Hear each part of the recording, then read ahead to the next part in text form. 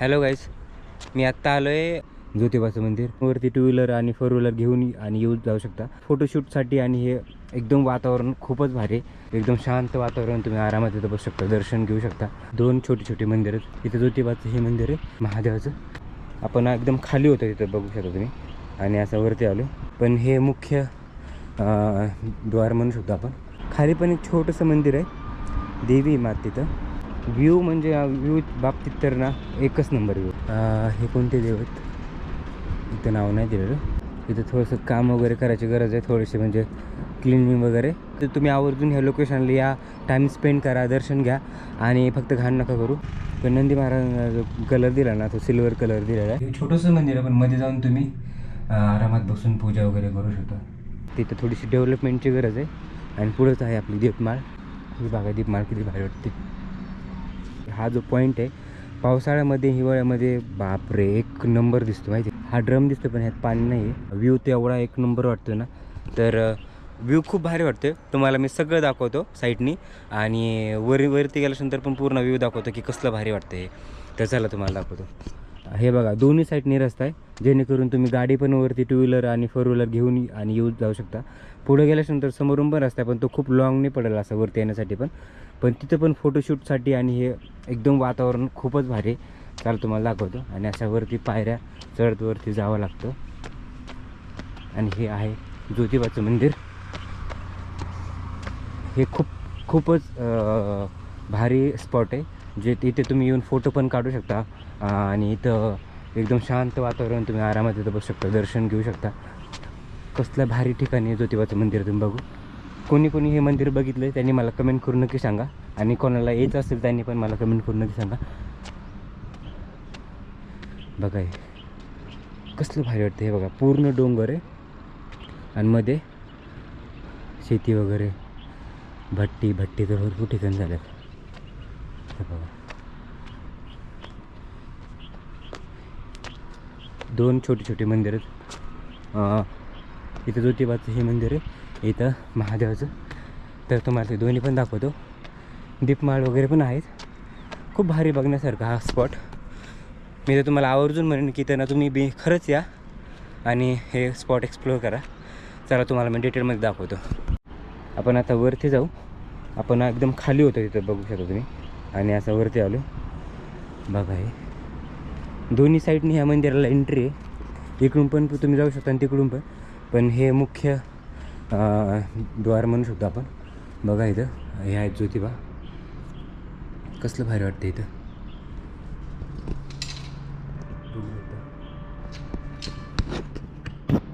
हार वगैरे लावलेला आहे इथं. लॉक आहे सध्या.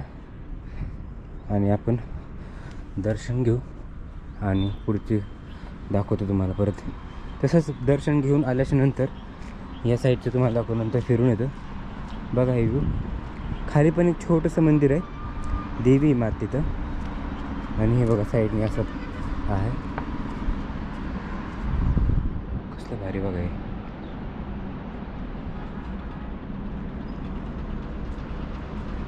व्ह्यू म्हणजे व्ह्यू बाबतीत तर ना एकच नंबर व्ह्यू खरंच. इथे बघा हे कोणते देव आहेत इथं नाव नाही दिलेलं.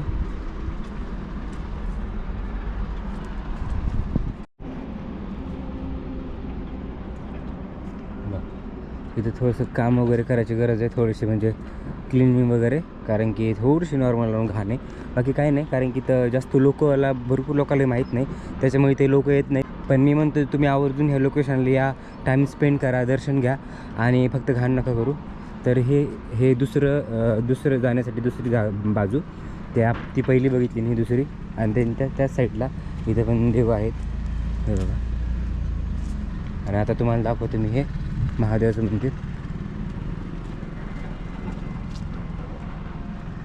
हे बघा आपले नंदी महाराज. पण नंदी महाराजांना जो कलर दिला ना, तो सिल्वर कलर दिलेला आहे.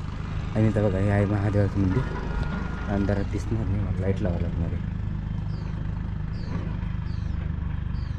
बघू शकता कसली पिंडवारी. मध्ये जाऊन तुम्ही, छोटंसं मंदिर आहे पण मध्ये जाऊन तुम्ही आरामात बसून पूजा वगैरे करू शकता. आणि तिथं ज्योतिबा आहेत आपले. आणि हे महादेवाची पिंड. हे दरवाजा म्हणजे हे मंदिर उघडंच आहे. आणि त्या साईडला बघा अशी मोकळी म्हणजे त्या साईडला असा स्पेस आहे थोडासा. आणि तुम्ही इथून असंच फोर व्हीलर घेऊन इथं पार्क करू शकता. बसायला पण जागा आहे. तर तिथं थोडीशी डेव्हलपमेंटची गरज आहे. आणि पुढंच आहे आपली दीपमाळ. इथं दिवे वगैरे लावू शकतो.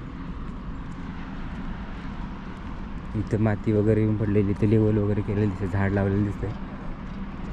इथं पण हे डेव्हलप म्हणजे इथं ह्याचं पण रिडेव्हलपमेंट करायला पाहिजे. ही बागा दीपमाळ किती भारी वाटते.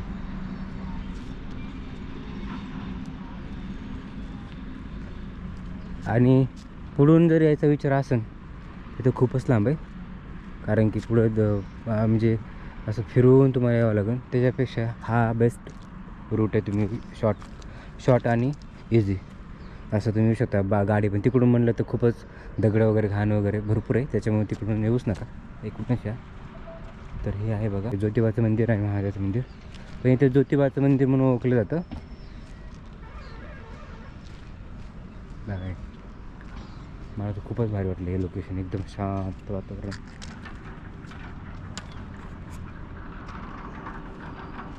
पूर्ण साईडने तिकडे शेती आहे, तिकडं आपल्या भट्टी आहे, या साईडने पण भट्टी आहे. इकडे बघा किती. आणि हा जो व्ह्यू आहे, हा जो पॉईंट आहे, पावसाळ्यामध्ये हिवाळ्यामध्ये बापरे एक नंबर दिसतो माहिती आहे का. कारण की पूर्ण सगळीकडे हिरवंगार असतं.